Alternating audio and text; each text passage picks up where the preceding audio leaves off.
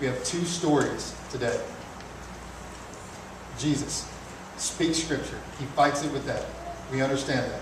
And now we're like, okay, what about two people in Scripture that were just like us, ordinary people? How did they deal with it? One who turned into it, and it kept compounding, and God was displeased. It distanced him from God.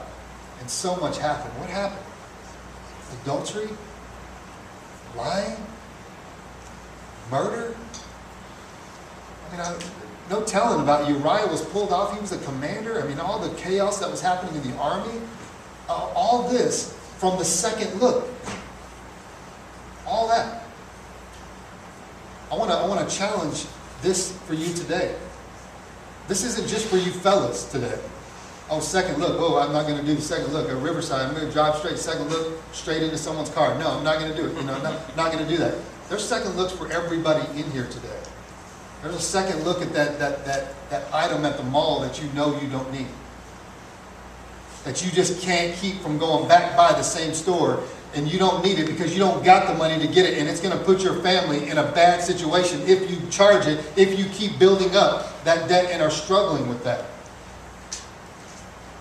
You know your situation, and so does the enemy. That's a second look. The second look of a channel that you're going through that you maybe shouldn't watch that show. And ladies, if you think this is just for guys, are you kidding me? Real Housewives, what? You know what you're watching, and is it really feeding you? And as you're turning through, and you're like, man, I really need to catch up on my drama today. Is that really doing it for me? Or how about this? The second look in the conversation that you probably shouldn't be in. That second look. When you hear, you're walking through the workplace and someone said, can you believe that old Kevin was up to that? And then what do? Second look, what happened with that? Tell me. Oh, really? Oh, he's such a skank. I don't know, man. He's just terrible. You just start getting into it. The second look of gossip.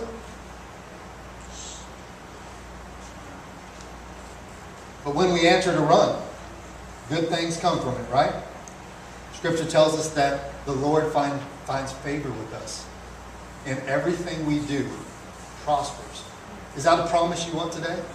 Isn't that what you want? I mean, isn't that what you need to hear? That if you fight temptation, what's going to happen?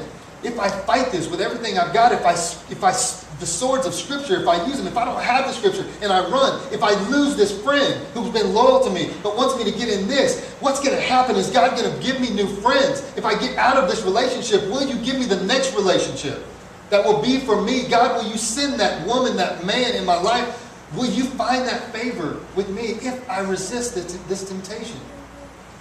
And if what we read is yes,